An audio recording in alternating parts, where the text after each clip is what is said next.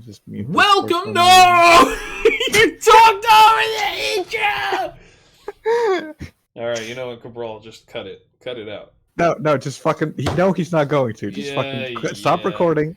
Stop recording. Start it out. Yeah. I'm sorry. Okay.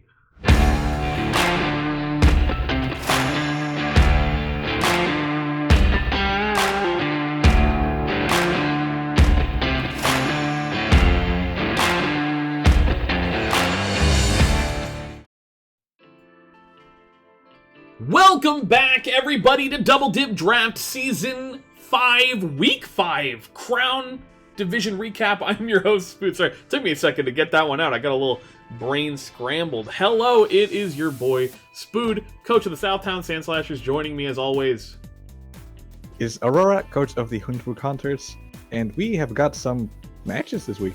We do. We have 4 matches, in fact, in the Crown Division, and they are kind of a big deal, Aurora. Week 5, very pivotal week in general, but especially with the way that this division has played out in the weeks coming up to this one. There's not a lot of do or die per se, but it sets up Week 6 to be that, but a lot. Week 6 is going to be do or die, and depending on the exact results of Week 6, it might even come down to just Week 7 to decide who's going to be moving on to playoffs and who's going to be left in the dust. Yeah, and it's crazy. And really, well, I think the matches speak for themselves. We had some crazy close calls, potentially a little upset or two. I'd love to tell the people about it, starting with, of course, our first matchup, Cabral 095, coach of the Hash-slinging Aegislashers, facing off against Skittles, coach of the Nevada Ninetails. Skittles kind of notable, I would say, this season for having a thick fucking team. You know, it's stall adjacent. A lot of his high tiers are very stally. A lot of his low tiers are a little more aggressive utility. And he has just Cobalion and Braviary really doing the heavy lifting for his team. He's recently taken a shine to using Scarf Mr. Mime, which is decent speed control against teams that are dragon scary. It's about all it's good for, really. Yeah, pretty much. Yeah, and Cabral, just classic, you know, double evolution core, Zygarde actually coming. Zygarde has been underperforming quite a bit this season, I would say. I think generally Zygarde is kind of annoying more, I would say not more so from a team building perspective, but it is something that's annoying from a team building perspective, right? Building around Thousand Arrows plus Glare plus like Dragon Dance plus Coil. Plus E-Speed. Plus E-Speed, yeah, absolutely. It's just kind of a pain. Yeah, it has a very deep bucket of utility, but usually, you know, it's just something, you know, hops along with Ice Beam, kicks this thing down to the curb, and you just move on with your life again. Right, so... but of course, Skittles, you know, he's got Ice Beam coverage potentially on Slowking. But otherwise, kind of tough for him to deal with. Maybe we'll see some Scarf Mr. Mime action. I don't know. Let's take a look, Aurora. Jumping into turn 1. Cobalion lead. Could be Scarf, could be not Scarf. You see that it's actually showing rocks. Yeah. You know, Zygarde sets up a sub, gets off a Coil. Now is not really in any danger from Cobalion. Can't Volt Switch out on this thing because it was ground typing. Yeah, and Cabral is very content to just hit that Coil button again. Yeah, no reason not to, honestly. Gets behind a sub. Blissey cannot toxic this thing behind a sub. And suddenly... Skittles is in huge trouble. Yeah, interesting how he kind of immediately had no answers. Yeah, Skittles' team struggles heavily against setup, and like even with the Sugar Berries, he just dies. I mean, -1 defense versus +3 attack. You do see the Scarf Mr. Mime coming through. Dazzling Gleam breaks the sub, but doesn't get a lot done. Slowking just gets crushed by Thousand Arrows crit. Almost certainly did not matter. I didn't even bother calcing, but you know. Yeah, and at this point it's just over, and like just to rub it in even worse. Yeah, Ferrothorn. I mean, Cabral, you know, he subs up assuming maybe like a Leech Seed is coming, but he just misses 2 Power Whip. You know, The thing is, like, unless both of those were crits, it wouldn't have done anything. And even if both of those were crits, this thing would still be left at like half its health. Yeah, because he had to crit through the sub and then crit again. And this Blissey has no attacking moves. And Cabral clinches it with a quick and easy 6-0 victory. Yeah. No, you should show this replay to people who think that Stealth Rocks used to be centralizing the meta. Just don't switch ever. Just stay up and win. I mean, what? Stealth Rocks did clear 0 damage. I mean, Cabral literally ended this game at full health with all of his Pokemon. And a substitute, arguably more than full health. Yeah, pretty much 125% HP, plus 3 attack, plus 3 defense, plus 3 accuracy. I mean, like, metrics for winning a game beyond just getting a 6-0, like, I mean, this was about as close to a perfect game. Like, if it was 6 turns instead, like, it'd be a little better, I guess, but... Yeah. Yeah, 14 turns 6-0, having taken a net 0 damage. In fact, having taken a net negative 25%. Yeah, it's a 6.25. Yeah, yeah, 6.250. I mean, shit. You know, Skittles' draft... I don't know. He really needed to play a little more aggressively on something that was this fast and had access to sub, because we've been over this before. We've seen this team struggling a lot versus Taunt in like sub before, you know, versus like I think it was Greedent had the sub, or I forget what it was, but he had like some issues breaking through Kenneth's like defensive setup, and certainly had a lot of issues getting through Scoot's taunt spam. And Cabral said, "Fuck it. Substitute, coil 3 times, click the button, and win."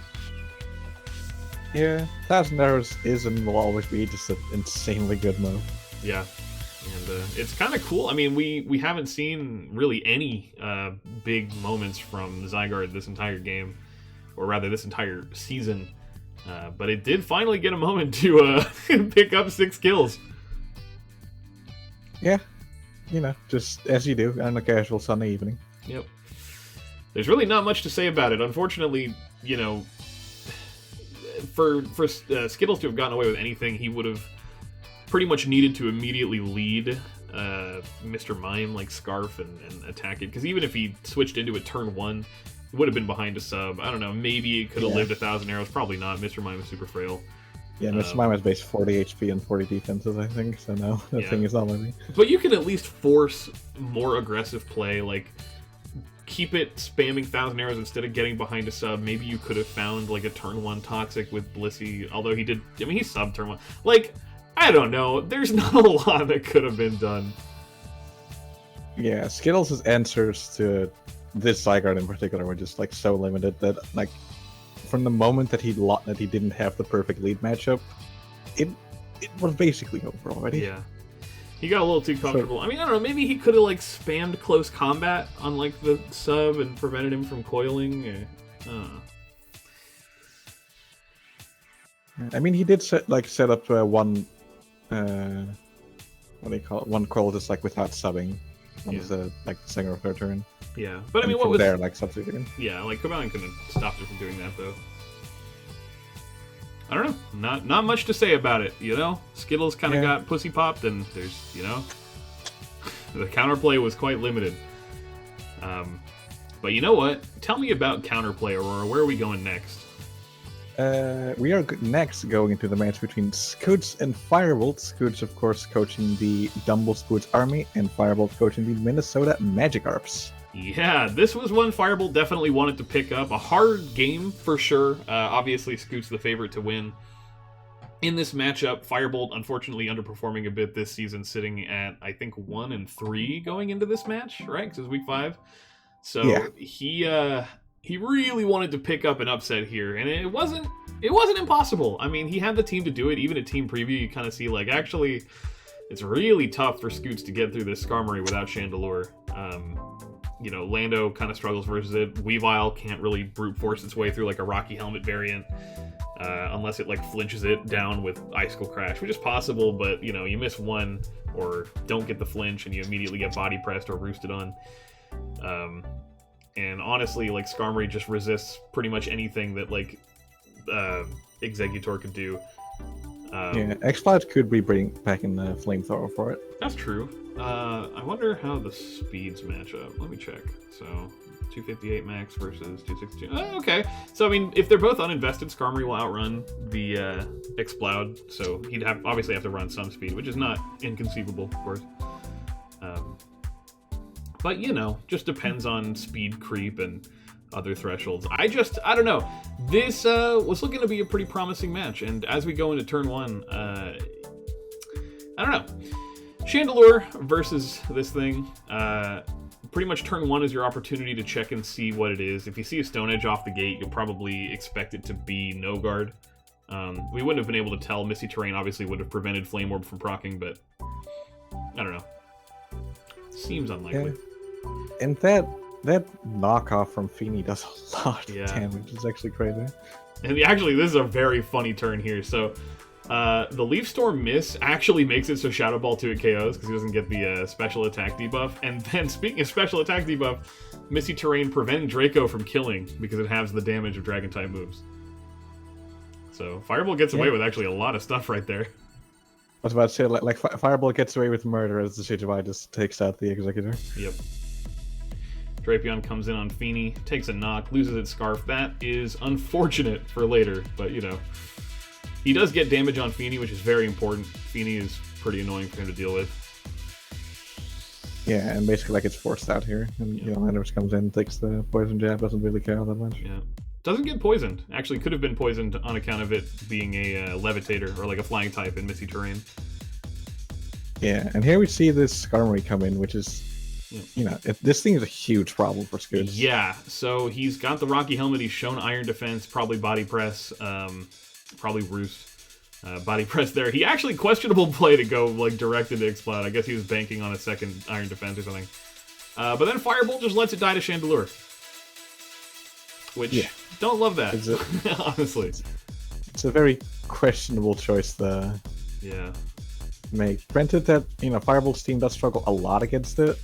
Yeah, but he has like a better sack, surely, than Skarmory. Yeah, better sack than his main win con at this point. Yeah, and the Machamp has revealed Scarf at this point, but so has the Chandelure, and Chandelure, of course, is faster than Machamp just off the rip.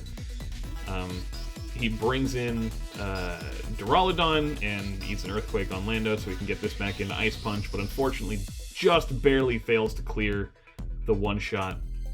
Takes an Earthquake, which unfortunately makes him unable to take a hit from Chandelure later, which becomes quite important as Chandelure comes in with its Scarf, blitzes this thing. Crit obviously does not matter, being that thing is not amazingly bulky, and Flamethrower to finish off the Machamp.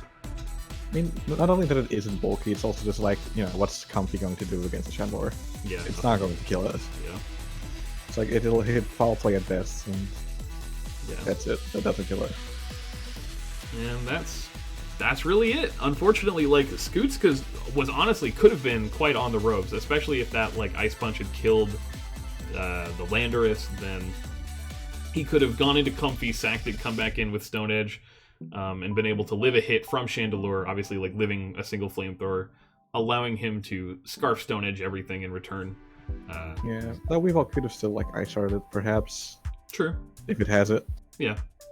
I believe it does. I think I talked to Scoots after this and he said it was banded and had Ice Shard, so it still would have ended at that point, but it would have put Firebolt in a hell of a better position, you know, than this. And just losing the Skarmory, man, like losing the Skarmory way too early, sacking Duraludon, which maybe could have come in, taken a hit from Chandelure and hit it back really hard. Losing the Scarf on Drapion. Like, there are just a lot of things that Firebolt was a little too comfortable letting take hits.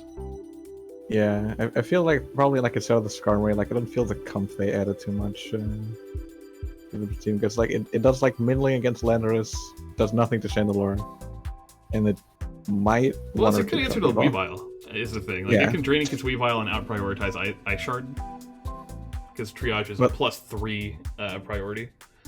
That's fair. I just feel that Skarmory could have done the same while also being an answer to more things. That's fair, but you know, I figure like he wanted to bring a lot of answers to Weavile because his tier 1 is or rather his tier 1 and his tier 2 are both pretty weak to Weavile, like Triple Axle being Garchomp and Hippo, which neither of them came actually this time. Firebolt not rolling the dice on that Sandville anymore. Yeah, that's. I mean, honestly, it was, at this point, it really has not been paying off. So I kind of like the switch. Trying to counter the counters to the team that he didn't bring, and it almost pays off. Like the Scarf Machamp is kind of goofy, but it could have gotten a lot more mileage, assuming that it could have lived that one hit from Chandelure. Yeah, the Earthquake just was sort of unfortunate. Yeah. That's well, not straw, but the fucking earthquake that broke the camel's back. Right, and it's just too bad because it's like just that one hit is so important to live, and I'm sure the rocks helped a lot with like the damage thresholds for certain things to kill when they did, and it's just too bad. Like the Firebolt sack game in this round was pretty rough, and Scoots was able to get away with just enough to make it happen. Yeah. Could have gone different, but it takes a bit. Like you need to really, especially versus someone like Scoots, you got to bring your A+ game at worst if you're trying to pull off a win. And that sack game did not pan out the way that he would have liked it to. Yep. So good job, Scoots. Unfortunate for Firebolts. Yeah. What are you gonna do? That win is very nice for Scoots to have, but certainly would have been great news for Firebolt going into the twilight of this season as we kind of approach the end. It's really too bad. We'll talk about that a little more in a bit, but for now, I'd like to scoot us on over to possibly the match of the week. I don't know. Maybe speaking a little too soon. We've got Nihilus, coach of the Dallas Ducklets, facing off against Vincent Spoopman, coach of the Hairlin Haluchas. And this was a match that I think, like going in, for all intents and purposes, I think everyone would have assumed Vincent crushes this, right? That's like by seeding, that's the assumption you would have made. But we have seen Nihilus make crazy plays, and like even the best of the best bite their nails at the end. Yeah, he just has a naturally very like aggressive, predictive play style. So he tries to always sort of find that early momentum anywhere he can get it. Like he's not afraid to make those turn one predictions. And it's been paying out like a lot this season. Unfortunately, he's only got the one win to show for it, but he's brought it so close. The last 2 weeks, even before this, were literally last Pokemon, and one of them he won. So, Nihilus the Nailbiter brings us another, I think, crazy game versus Vincent, who right now, the story of his season is that he's a tyrant. He's one of only 3 players remaining in the entire league, and the only one in this division to be undefeated as of week 5. And I mean, shit. I don't know what he unlocked, like, midway through Season 4, but he's just been on a mean streak for a long time. Yeah. Vincent, he took the loss at the end of the last season very seriously, and he is here to prove that, no air slash nonsense is going to stop him anymore. But it might stop someone else. Let's jump in and take a look at this turn 1, and we'll discuss it. Hitmontop comes in, Archeops. This is not an amazing lead because you could get dual wing beat, but Nihilus, again, Balls of Steel, just stays in and goes for the Stone Edge. Unfortunate miss on the Silvally. We'll come back to that one later. Yeah. A little bit of Just keep it in mind that this Silvally should have taken roughly, let's say, like 25-26% of its HP. That's right. We'll see a landed Stone Edge later, and we'll use that math. It's really, there's a narrative you gotta pay close attention to as this game progresses. But very good reads from Nihilus. I mean, immediately gets in the Vikavolt, does not have to worry about the Earth Power, gets behind a sub so it can guarantee a hit on whatever comes in. Yep, and in comes this Volcarona, and Volcarona is just threatening. Yeah, Volcarona is threatening.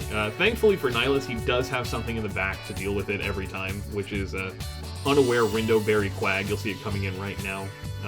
Really, the only scenario where this doesn't work is if it gets crit on the Giga Drain or misses the Stone Edge, but thankfully he's already gotten his Stone Edge miss for the day, so he manages to take out the very threatening Tier 1, which Vincent had not brought a single time up to this point. Yeah, and only picks up 1 kill and then died again. Yep. So, sitting at that clean 1-1 kill death, right, on your ace. Unfortunate switching to Noivern on the Ice Beam results in him losing that, which would have been nice. Yeah. Yeah, it's unfortunate because, like, This Hitmontop is a Solfest, and it's clearly like made to like check things like this. Yeah. So it's like sort of questionable as to why it didn't. Also, there we see the 26% that Stone Edge from Hitmontop does do against the Sylvali. Yep. Vincent starts stepping up a bit. You know, he's more willing to parting shot in front of things that are a little bit threatening. And this wheezing is so... God, just look at this. Lives that Earthquake on 3 because of the burn, gets off the Pain Split, puts this thing just barely into range of yeah, except the Fetus doesn't work due to neutralizing gas. Well, you know, don't worry about it. It's still good for later. Yeah, neutralizing gas was like a good call just because it shuts down adaptability from Crawdon. Yeah, which we see coming in pretty relevant later. Giant enemy crab. That's here. Like the fucking knockoff on a resist does so much. My god, it's hard. Zero Aura comes in, and honestly, without Nidoqueen here, goes kinda nuts. Yeah, this Zero Aura is extremely scary for Vincent's team here. Yep. And there we see the combination of like burn and the Fetus doing no fucking damage. Quartering the damage. This thing comes in, easily eats a multi-attack, especially with Leftovers recovery. Makes it really tough. And unfortunately, Weezing just lacking the stab to immediately kill this thing. Throws up Toxic Spikes to get the extra chip on the Sylvali for the inevitable, at this point, I think, Zero Aura versus Sylvali endgame. Yeah. And eating up these Aqua Jets, given the lack of adaptability.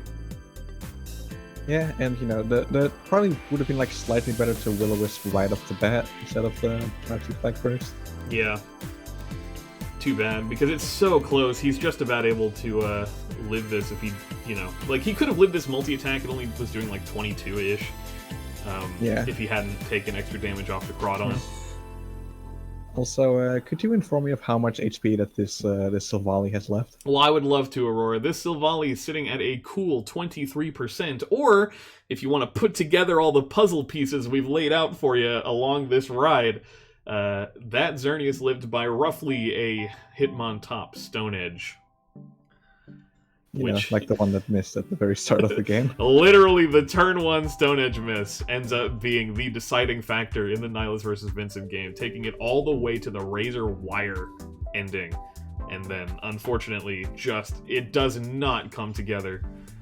Yeah, it's so sad, because, you know, like both of them were making, like, you know, good reads, playing quite aggressively, and, you know, keeping the match, you know, like in a tug of war all the way to the end. Yeah, Nihilus got the early momentum, but Vincent really started turning it around in the mid game, like starting to play a little more aggressively, a little more pivot heavy. Yeah. Then I would argue it was back in like Nihilus' favor at the end when Zero Aura didn't have Nidoqueen to contest with anymore. Yeah, the Nidoqueen kill was very, very important. And it just culminated in just like every bit of chip ended up mattering, and he just needed that one Stone Edge to connect, and it just didn't.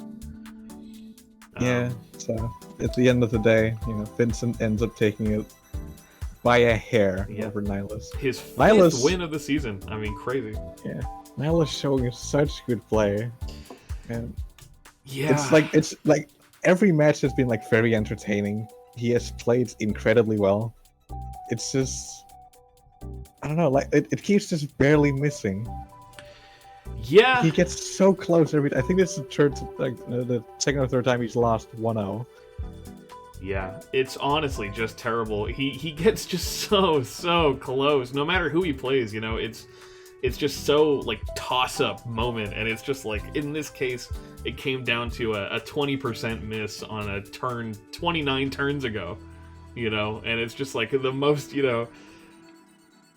It's such a nickel and dime situation where it's like every single bit is so important for Nihilus, and it keeps coming down to these insanely narrow 1v1s where, yeah, I mean, if he had hit that Stone Edge, he would have won that game. He would have been sitting pretty, a lot more likely to take it into playoffs.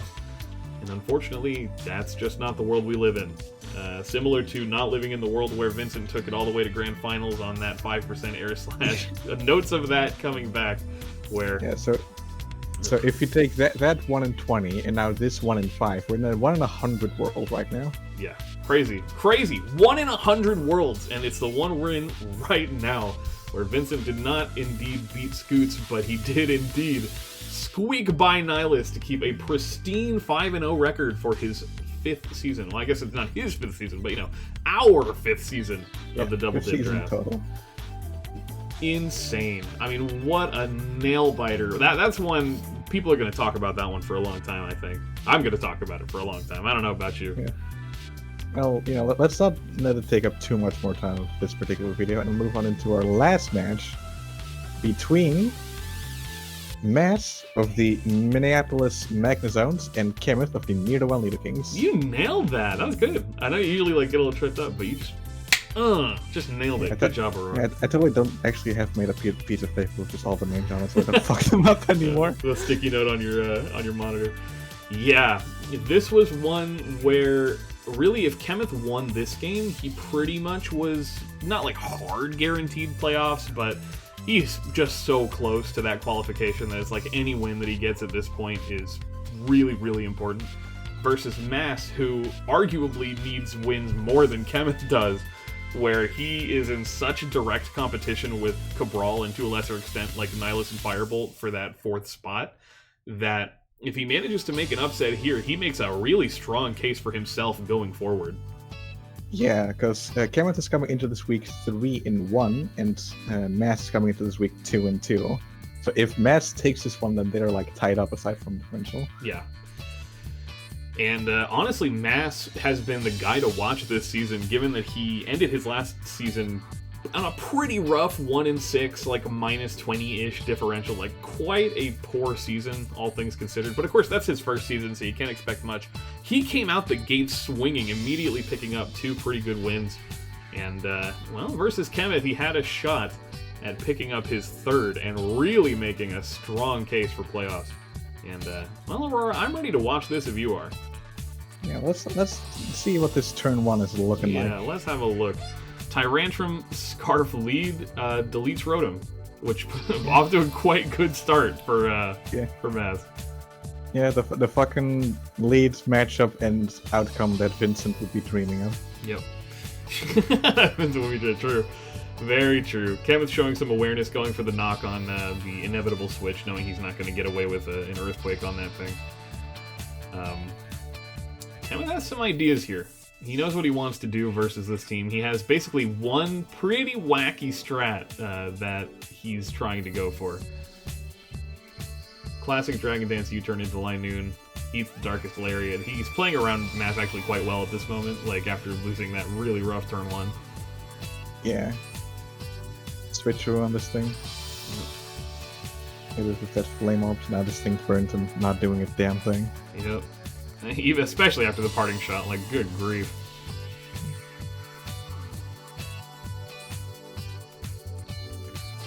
Morpeko comes in, Future Sight. Doesn't really end up mattering too much. He eats this Aura Wheel and instantly dies. Yeah, 120 base power, Dark type move stab. Yeah. Let's go. I think he was kind of over-predicting a little bit. Goes for the knock. I think equivalent, like, there's probably not a lot that Linoon could have done versus this thing anyway. But, I don't know. Especially did not get any mileage out of that turn. Yeah, and then, having done enough, just parting shots away. Yep. And so Kenneth reveals his strat for the week, which is Rain Dance Gravity Teleport. Although you don't see the teleport there, you can see it goes behind Celestial instead of in front. And now, this thing, well, it claims some lives. Now, Mass, in hindsight, we do know some counterplay that could have been done. But he refuses to do it, basically. Yeah. Mass is not here to put too much thought into things anymore, and to be honest, he doesn't need to. Yeah, he really doesn't need to. Like his four Pokemon lead now being whittled down to just 3 Pokemon ahead, and now only 2 Pokemon ahead. Yeah. He's still got a Scarf Cleaner in the back. Like, obviously Mass knows this. But let's say, like, the rain is over, this thing's like Reign of Terror, and the Scarf Carnivore is here to just clean up. Yep. And that is all she wrote. I mean, crazy. Mass actually takes it from Chemist. Now, to be fair, Mass did have, I think, a quite good matchup, but Chemist's Rain Tech was really, really strong, I think. And if he'd played a bit of a stronger opener, and maybe cooled it down on the predictive play a little bit as he approached the mid game, like, he just wasn't positioning for his Clef to get in and set up on his, or rather, set up for his Seismitoad. But when it did, I mean, it came out and got 4 kills, so. Yeah, like it's, well, not 4, but 3 Pokemon dropped on Kim's end, then eventually, like, they can fail wise, and suddenly 4 Pokemon on Mass's side end. Yeah. But that Scarf Gardevoir in the back, that's really all he needed. Ultimately, he just needed to get some damage. Obviously, wasn't going to be one-shotting like Rotom or Reuniclus, or probably even like Clef, but all 3 of those Pokemon were gone by the end game, so there was nothing stopping. Having like Rotom gone immediately already makes Moonblast completely free to click, because nothing resists anymore. And then, like, without Reuniclus and Clef to take hits, like, this thing basically cleans up, and I guess Mass realized that and just, played his win con. Yeah. Which is good. Which is good. This thing could have, of course, come in earlier, traced the Swift Swim, and then abused its Scarf to get ahead of Seismitoad, which was whittling itself down with that Life Orb. He also did have Endure on the Latios, which would have allowed him to kill another turn, but he did not end up clicking it, of course. And obviously, the Snorlax did come out during the rain turns, but still, may or may not have been the first thing. Yeah. And it tried to set up a stockpile for some reason instead of getting a little more chip for that Gardevoir. So he had a lot of options to clean this differential up from just, squeaking out a 2-0. He could have probably made this like a 5-0. Yeah, like if he had just gone into Tyrantrum, sacked that thing to the Earthquake, or I think he went into Celestial, sacked it to the Earthquake, then send out the Gardevoir, trace the Swift Swim, just click Moonblast and you're done. Yeah. So, but, I don't know, but that's a big one for Mass. I mean, that's a huge deal. Let's want to take a look at how exactly that affects the current rankings of this division. I would love to, Aurora, because looking at our ranking as of Week 5, we've got in first place, nobody's surprised, we've got the Herlin Haluja sitting at 5-0 plus 15. Bringing up second place fairly comfortably, we've got Scooch, so the Dumblespoods Army at 4-1 with a plus 15 differential as well. In third place, we've got the Ne'er-Do-Well Nido-Kings just taking their second loss, putting them at 3-2 with a plus 6 differential. And in fourth place, Mass takes it back from Cabral with a 3-2 plus 0 differential. Yeah, and then surprisingly behind him, it's Cabral still of the Hashling Aegis Slasher, 2-3 and plus 2. So like it's a better differential, but worse win-loss record. Mm-hmm. Yeah, Nihilist coming in clean 6th in 1-4 at -9. Firebolt, Minnesota Magikarps 1-4 -13. And running us out, it's Skittles 1-4 at -16. Yeah, at this point, there's still ways for everybody in this division to make it into playoffs. But, I mean, keeping it 100% realistic, I would say that Firebolt and Skittles are not going to be seeing a lot of potential for playoffs.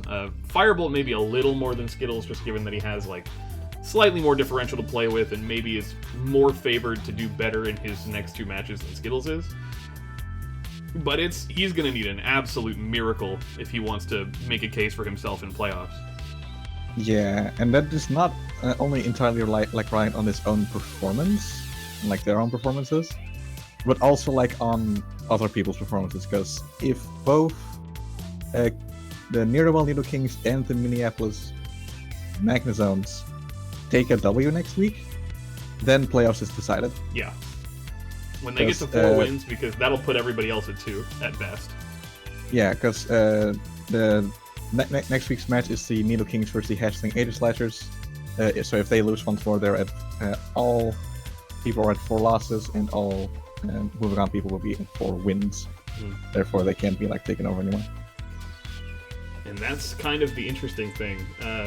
I think the realistic, or I guess the most likely thing in my head is that the fourth playoff slot is going to be going between Mass or Cabral, depending on who ends up eking it out, because they have not played their head-to-head yet. So obviously, one of them is going to get one more win, and one of them is going to get one more loss. Yeah, and it's going to be, well, if he loses the coming week, it's going to be an important match. Yeah. So, depending on how things play out in week 6, like, you'll see either a completely done deal, like playoffs decided, or more likely, you're going to see week 7, like, literally down to the wire. You're probably going to end up watching Cabral versus Mass playing for the actual 4th slot. Yeah, and given that Mass is fighting Scoots next week, it's another rough match, but Mass has shown the ability to do it. Yeah, he did just beat Kemeth, which is a similar upset. Maybe not as much as like a Scoots upset would be, but it's close. Yeah, but if Kemeth wins the coming match, Cabral loses that matchup, Mass loses that matchup, then it's most likely going to come down to either Mass or Cabral. Whoever wins that head-to-head gets to do it. Yeah, and another thing to keep your eye on, too, is that Nihilus is not out, because his next 2 matches are quite winnable. He's got Firebolt and Skittles, the 2 people below him on the rankings at the moment, as his remaining 2 matches. So it's entirely possible that he ends up taking a 3-4 final record, which would then obviously put him in contention right next to Mass and Cabral, assuming that neither of them get up to a 4th win. Yeah, which actually would entail Cabral losing the coming match and then Cabral winning the head-to-head. Which is, again, entirely possible. I think that, obviously, by seed, Mass shouldn't beat Scoots, right? Or the expectation is that Scoots will beat Mass, which would put him at a 2-4, or rather, a 3-4, or excuse me, a 3-3. Whereas if Cabral's able to pull off the win versus Kemeth the same way Mass did, then he would also end up at the 3-3. And if he doesn't, if he ends up at 2-4, then he actually does, like you said earlier, have to beat Mass to make that case for himself. And in that scenario, a Nihilus unchecked could literally swoop in and take it from both. Yeah. And, we've just been talking about Mass. Kemeth also isn't sitting pretty quite yet. He can't get complacent. He cannot get complacent. He is, again, expected to win both of his remaining matches, but if this Mass loss is a signifier of like a downward trend, he could still lose his playoffs qualification and allow some combination of 2 of Nihilus, Skittles, and Cabral, or excuse me, Nihilus, Mass, and Cabral into the playoffs. It would be a sight to see. It would be crazy. It would be very, very unexpected, and I'm sure it would be kind of a soul-crushing moment for Kemeth, but you just gotta tighten up, man. That's draft. It's gonna be a pleasure for some of us to watch what happens next week. It's gonna be very exciting, but this is where, like we said earlier, it's do or die. If you're not playing 100%, you're gonna give your spot to someone else. Like it's going to be a photo finish regardless of how it ends up. So there's not much else to say, but this, I think Crown Division is the division to watch if you want to see people just scrapping it out, just this violent like power struggle for like, I need that playoff slot, and if you're not going to do everything you can to keep me out, I'm sliding right in. And that's a message to Kemeth and Mass, right? Like, you're not in yet, so you'd better win your next fucking games, or it's over. With that being said, I think that rounds us up for the week. Yeah. Definitely, come back to watch next week and also watch the sister video of the Armor Division as Vincent and Cabral, I think. Should be. That's the intention. They haven't recorded it yet, but, you could sit that one out.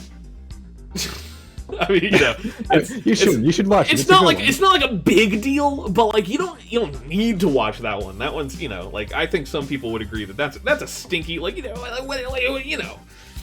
don't worry about it. It's fine. Watch more Crown Division. Catch us here next week. Hopefully by the time this is uploaded we'll be caught up.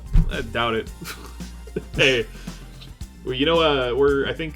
I don't even know if week 2 recap is live yet, but holy guacamole, we're already on week 5. We need to chop. Come on, Cabral. Yeah, if you're watching this video this far, tell Cabral to fucking do Yeah. it. DM Hurry up Cabral with and it. let him know we told you. Hurry it up. We got matches to watch, and you are not going to want to miss what we've got next week. Please, like we said, joking aside, check out the companion video to this one.